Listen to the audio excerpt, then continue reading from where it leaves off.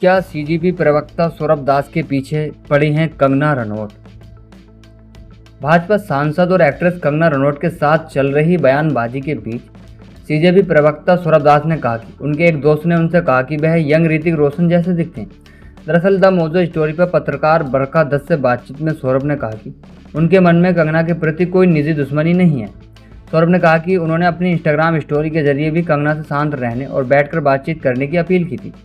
उनके मुताबिक मतभेदों का समाधान संवाद से होना चाहिए, क्योंकि देश में चर्चा और बहस की संस्कृति लगातार कमजोर होती जा रही है। सौरभ ने कहा कि उनके दोस्तों ने भी इस पर सवाल उठाए। उन्होंने बताया कि मेरे दोस्त भी मुझे मैसेज कर रहे थे कि अब वो तुम्हारे पीछे क्यों पड़ी। उनमें से एक ने कहा कि मैं थोड़ा बहुत यंग ऋतिक रोशन जैसा दिखता हूँ।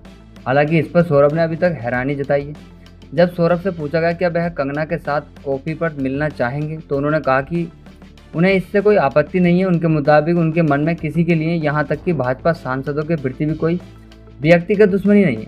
बता दें कि इससे पहले लगातार स्टूडेंट प्रोटेस्ट की आलोचना कर रहे एक्ट्रेस और सांसद कंगना रनौत कॉकरोच जनता पार्टी के प्रवक्ता सौरभ दास के बयान पर भड़क गई थी। दरअसल कंगना के प्रोटेस्ट विरोधी बयानों पर सौरभ ने कहा कि उन्हें उनकी पार्टी तक सीरियसली नहीं लेती तो बाकी लोगों को भी नहीं लेना चाहिए। सौरभ के बयान पर कंगना भड़क गई और जवाब में उन्होंने बेरोजगार और बेकार कहा था। दरअसल पूर्व शिक्षा मंत्री धर्मेंद्र प्रधान के इस्तीफे के बाद से ही कंगना रनौत लगातार सोशल मीडिया पर कॉकरोच जनता पार्टी और स्टूडेंट प्रोटेस्ट के लिए खिलाफ बयान दे रही हैं।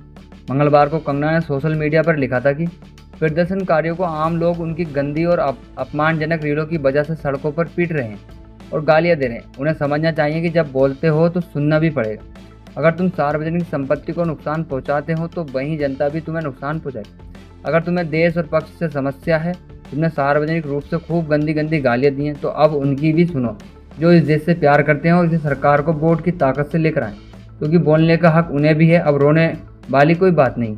इसके अलावा कंगना ने एक इंस्टाग्राम स्टोरी में लिखा था कि सबसे ज़्यादा चौंकाने वाली बात युवा हिंदू महिलाओं का व्यवहार है। वे स्वतंत्र और करियर बनाने वाली महिलाओं की ज़िंदगी की नकल करना चाहती, लेकिन उस आज़ादी को कमाना नहीं चाहती। जो महिलाएं वास्तव में स्वतंत्र होती हैं, वे विद्रोही फैसले लेती हैं। कंगना रनौत, जिससे न सही से बातचीत करनी आती है न बोलना आता, अपने बेवकूफ़ वाले अंदाजों से जानने वाली कंगना रनौत, मेरा ख्याल है कि लोगों को इन्हें सीरियसली वाकई में नहीं लेना चाहिए था। सौरभ दास ने बाकी सही बात कही, क्योंकि इनको पार्टी भी सीरियस नहीं लेती है।